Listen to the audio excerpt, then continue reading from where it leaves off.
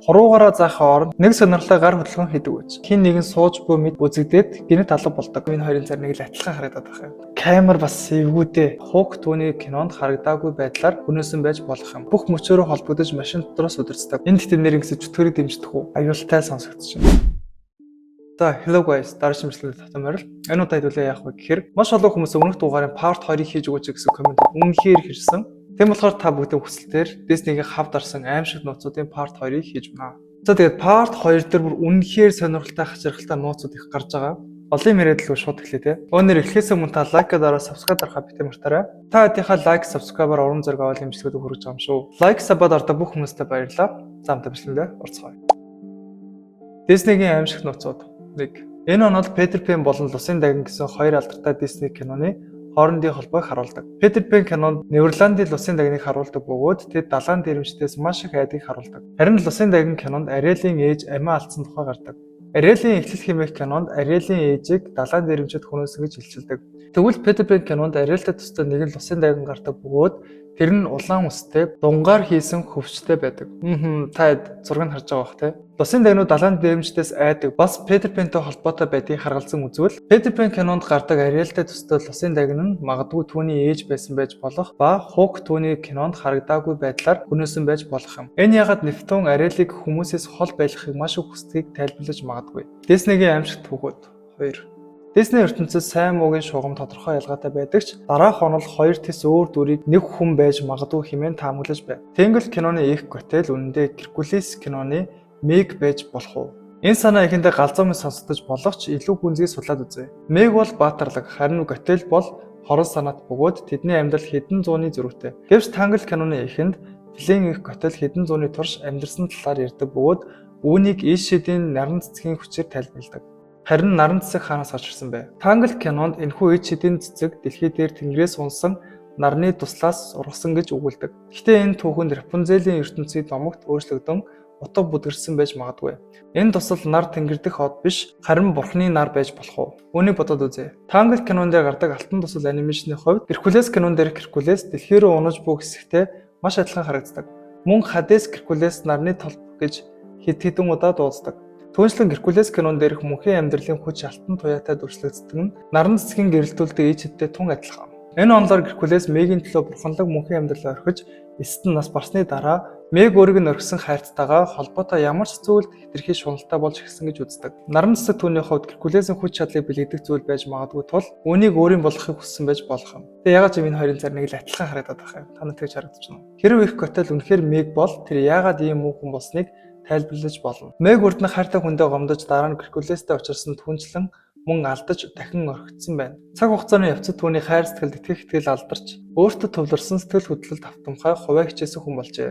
Гэхдээ энэ онолд асуудал бий. Их готел Ишидийн цэцгийн хүчийг ашиглан залуу төрхөө хадгалдаг. Хэрэв тэр Meg байсан бол Геркулес дээрх гардаг дүр төрхтэй адилхан харагдах ёстой баймаар. Гэвч анимашны хэм маяг өөртөө энэ үнэн эсхийг батлахад бэрх юм. Одоо бүр амар сонирхолтой хэсэг гарч ирнэ. Хэрэв их готел үнэндээ Meg биш бол түүний цэсэн цагааны хорон хатан гэж үзэх бас нэг онол бий. Рапунзель дээр Рапунзелийн санхугт улаан айлын дүрслэгдсэн байдаг. Энэ нь хорон хатантай холбоотой байж магадгүй гэж зарим хүн үздэг. Хорон хатан ба их готел хоёрын хооронд ижил төсөө шинжүүд бий. Хоёулаа залуу төрхөө хадгалахын тулд Ишид ашигладаг. Мөн цэсэн цагаан дээр хорон хатан хатнаас ундагч бид түүний биеийг харахгүй. Харин их готел наран цэцгийг хадны ёроолоос олсон гэж өгүүлдэг. Тэдний хувцлалт шатлан харагддаг бөгөөд хоёулаа Германы үлгэрийн дүрээс гаралтай. Гэхдээ Meg гэхээс илүүгээр тэр хорон хатанд байх боломжтой надад санагдаж байна шүү дээ. Гэхдээ энэ онолд асуудал бий. Цасан цагааны үйл явдал 1500-аад оны үед өрнөдөг гэж үздэг бол Рапунзель 1700-аад оны сүүлээс хойш болсон гэж тооцоолдог. Хэрвээ их готел үнэхээр хорон хатан байсан бол тэр 200 гаруй жилийн хадны ёроол хэвтэж байх ёстой болох нь. Окей, за тэгэхээр та хэд маань аль онол нь илүү тохирж байна та коммент дээр бичээрэй. Disney-гийн аимшиг нууцуд 3. Pixar-ын Cars кинон дээр гардаг машинууд яагаад хажуу талын шил хаалга цонхгүй байдаг вэ? Эмэс сонин бүцтэй холбоотой асуултууд 2006 онд кинонд гарснаас хойш маш олон онолыг төрүүлдэг. Машины загвар нь бүгдээрээ хүмүүс суухад зориулсан мэт харагддаг. Гэвч энэ ертөнцид хүмүүс байхгүй гэж үздэг шүү дээ. Бүгдээрээ Маккуиныг бол мэдэн шүү дээ. Гэхдээ яг саний хэлсэн шиг өөрөөсөө хүмүүс бол харагддаг. Энэ онолын дагуу хүмүүс үнэхээр энэ дэлхий дээр амьдарч байсан ч жолоодож байсан машинууд нь хэмэл оюун ухаан хувьсаж сэтгэн бодох чадвартай болсон бөгөөд улмаар хүн төрлөختнийг устгаж оронд нь өөрсдөө оршин тогтнохоор шийдсэн гэж үздэг. Pixar албан ёсоор энэ онолыг баталгаагүй ч франчайзын бүтээлч захирал Jay Ward үүнийг дэмжснээ илэрхийлсэн байдаг. Гэтэ энэ онол яг бодит амьдралтай бол буужлаа. Яагаад вэ гэхээр хиймэл оюун ухаан сүлээд хөгжснөөс одоо хүмүүс хиймэл оюун ухаанаар бүх ажлыг хийлэгдэх болчихсон. Хэрвээ бүр хүний оролцоо бүр тэр чигээр нь халдчих юм бол машинууд бол өөрсдөө бараг бүх юм хийх чадaltaй болчихно. Тэгэхээр хувьсан өөрчлөгцөөр байж аваад маш том хиймэл оюун ухааны хувьсгал бас энэ дэлхийд ирэхийг бас үүсэхгүй. Тэгэхээр бол энэ таамаг бол аюултай сонсогдож байна. Өөр нэг онолын хувьд хүмүүс үнэндээ одоо ч байсаар байгаа бөгөөд машинууд дотор байнга амьдарч байна гэж үздэг. Машин хүний экзоскелетон буюу гаднаа яс мэт ажиллах ба машины голд хүн байрлах бөгөөд бүх мөчөөрөө холбогдож машин дотроос удирддаг. Хүний нүдэн салхины шилтэй холбогдсон байх ба хоол болон хаягдал шингэнд зориулсан гуурсууд нь машиныг орхих шаардлагагүй болгодог. Энэ онол нь машины ертөнцид бидний ертөнцтэй адил хэл, соёл, хувцастай байдлыг тайлбарлаж болох юм. Яа бас л амар эвгүй сонсогдож байна те. Диснейгийн аимшиг нууцуд 4. Хэрэв та Disney паркад очиж үзсэн бол бүх зүйл, тоглоом, амттан гэд бүгд зочдын гайхшруулж баярлуулах зорилгоор маш нарийн төлөвлөгдсөнийг анзаарах байх. Гэвч зарим зочид паркын ажлуудыг хэрэглэдэг нэгэн хөтөлбөрийг анхаарлаа хандуулж түүний гарал үүслийг шижигтэй гэж үзэх болсон. Disney паркын ажилтнаас зам заахыг хүсвэл тэд хос хуруугаараа заадаг. Хэдэн энэ ертөнцийн зүйл мэт санагдах боловч уг хөдөлгөөн нь сонирхолтой бөгөөд таагүй түүхтэй хэмээн хүмүүс үздэг.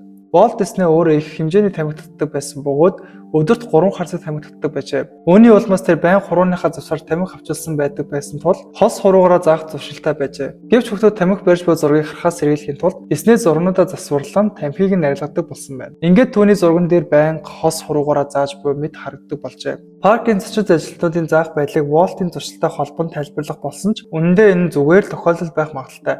Паркын ажилтнууд хос хуруугаараа заах болсон жинхэнэ шалтгаан нь зочдын сэтгэл ханамжийг сайжруулах зорилготой ажээ. Disney паркууд дэлхийн өнцөг болон бүрээс ирсэн зочдыг хүлээн авдаг.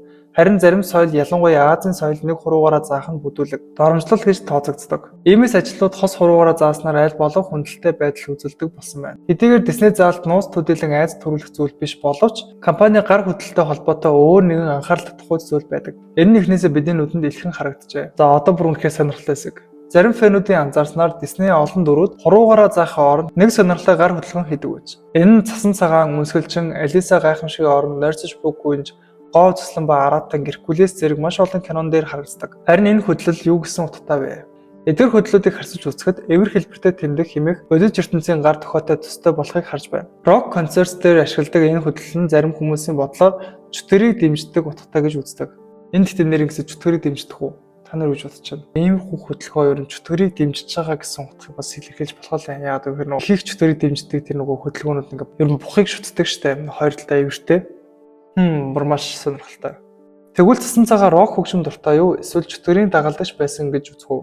Дээрэс нь анимашнд гарч буй дөрүүдийн зарим хөдөлгөөн нь ердөөсөө дүрс хөдөлгөөнд төрөл бүрийн амьдралаг чанар оруулах гэсэн аниматоруудын санаачлага байж болох юм. За тэгээд энэхүү гарын байрлал та хэд зүгээр ердийн зүйл юм шиг харагдаж байна уу? Эсвэл ямар нэгэн утга агуулж байна уу? Та хэд юу гэж бодож байна? Коммент дээр бичээрэй. Disney-гийн аимшигт нууцуд 5. Хүн бүрийн мөрөөдлөн газар болсон Disney сэдвчилсэн паркууд хүүхдийн хувьд очих хүсдэг газруудын нэг. Гэвч энд өгүүлэх зүйл таныг тэдгээр газарт очих талаар эргэлзэхэд хүргэж магадгүй. Сүүлийн жилүүдэд Disney паркуудад сүнс мэд хачирхалтай дүрсүүд үзэгдэж байсан талаар олон таамаглал гарчээ. Зарим бүр камерын бичлэг дээр хүртэл буусан байна. 2009 оны нэгэн бичлэг Калифорни дахь Tower of Terror атракционы засвар үйлчлэгийн үеэр хяналтын камерын бичлэг үзэж байсан ажилтан сонирхолтой зүйл анзаарсан. Хүмүүсийн анхаарал татсан тухайн үед нэгэн хүний малгай унахын зэрэгцээ хачирхалтай дүрсүүд гарч ирсэн явдал. Бичлэгийг удаашруулж харуул хүн дүрстэй мэт хачирхалтай зүйлс тасалдан үзэгдэж байлаа. Камер бас эвгүйтэй. Ер нь эвгүй шүү. Үүнийг тайлбарлахад хэд хэдэн хувилбар байдаг. Камерын гажиг хуучин бичлэгийн эвдэрсэн эсвэл техникийн алдаанаас болж дүрсүүд хавхарлагдсан байж магадгүй. Хоёр дахь сүнснүүд зарим хүмүүс үүнийг сүнсний дүрс гэж үздэгч батлагдаагүй. Бас нэг бичлэг Tower of Terror-ын өөр нэг хэсэгт бичигдсэн байна. Цонхны гадна хин нэгэн сууж буй мэд үзэгдээд гинэт алга болдог. Үүнийг тайлбарлах нэг боломжтой хувилбар бол атракционы хэсэгт сүнсний дүрсүүд голограммаар тусгагдсан байх магадлал юм. Гэтэ голограмм тусгах шил харагдаагүй. За тэгээд энэ хүрээ бичлэг маань өндөрлөж байна. Хэрвээ тань таалагдсан бол лайк дараа subscribe дарахаа бити мартаарай. За тэгээд дараагийн сонирхолтой контентыг дараа 7 хоногт шул цаг алхах хүргэе гэсэн бодол байна. Та хэдмэсэн дараагийн сонирхолтой контентуудыг маань үзхийг хүсэх юм бол коммент дээр бичээрэй. Дараагийн сонирхолтой контентоор уулзъя.